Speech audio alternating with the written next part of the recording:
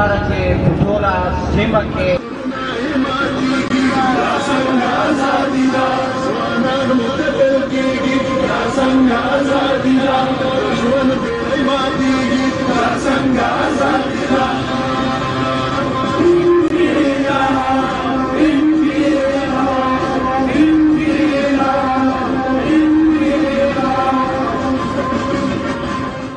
میشتو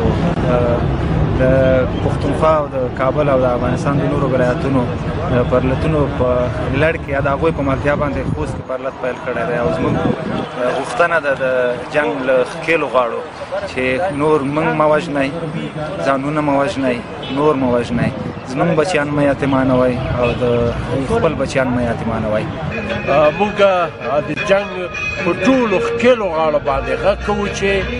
هر څومره ژر چې کېږي د افغانانو دا ناره واوري او سولې ته غاړه کېږي. هیله من یو چې دا پرلتونه دوام ومومي او موږ ډاډه یو چې دا پرلتونه به انشاءالله مثبته نتیجه هم ولري. او دلته پرلت مو ایجاد کړی دی، ډېره مننه.